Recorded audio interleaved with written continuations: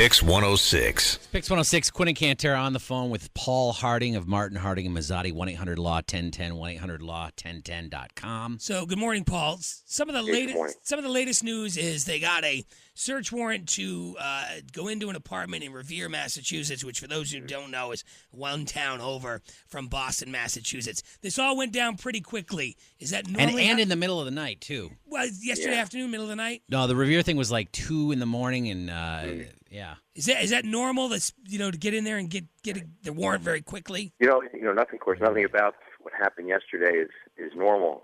But yeah, absolutely, they have the right. They would just need to get a judge out of bed, or a judge who's preparing to at least review the papers to show that there's enough evidence, enough probable cause, enough suspicion to issue a search warrant. In these circumstances, as soon as they had some information, they called the judge, got him to sign the papers. Is a BLO, is that a technical term? Be on the lookout. They did one of those last night about a black man or a dark-skinned person in a black hoodie and a black backpack. Be on the lookout.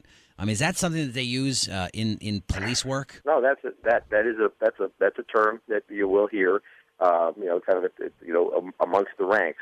I remember back to the Olympics in Atlanta, of course, and they had found the bomb just kind of on the street, and the security guard turned it in, and of course he was the one that we all thought for several hours or maybe even a day or so who was linked to it. He's the one who turned the bomb in, and they went to his house and they searched it. And I remember watching that on the news, that they were going through trying to find any trace of bomb-making materials at this security guard's house, and of course he turned out to be just a security guard who was paying attention and found the bomb and did all the right stuff. So I guess we're going to, at this point, it's better to err on that side, to have all kinds of things being on the lookout for.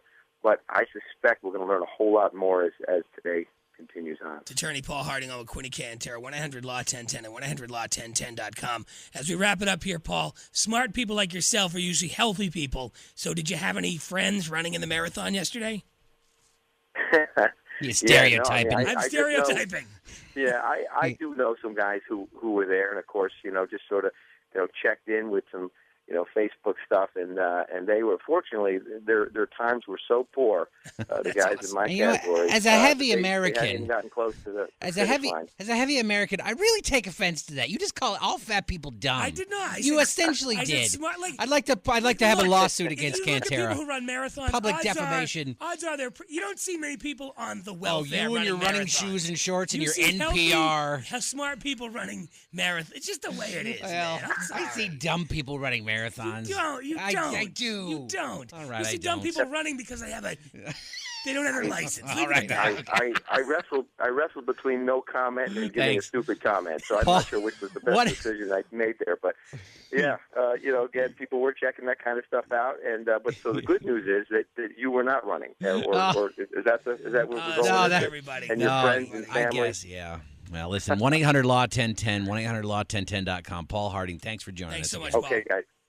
Today, we've got some double shots from some guitar legends, Mark Knopfler and Dire Straits, and, of course, Eric Clapton.